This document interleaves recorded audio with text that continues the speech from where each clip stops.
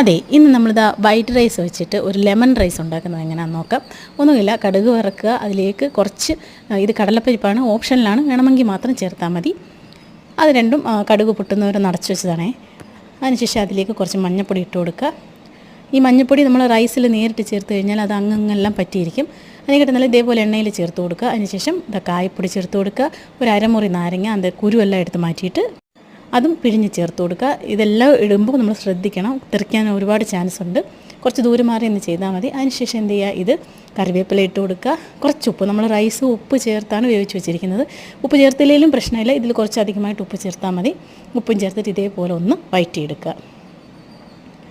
അപ്പോൾ എന്താ, നമ്മളെന്നും വൈറ്റ് റൈസായിട്ട് കഴിച്ചിട്ടിരിക്കുമ്പം ഇതൊന്ന് വെറൈറ്റി ആയിട്ട് നിങ്ങൾ കഴിച്ച് നോക്കണം. സൂപ്പർ ടേസ്റ്റാണ്.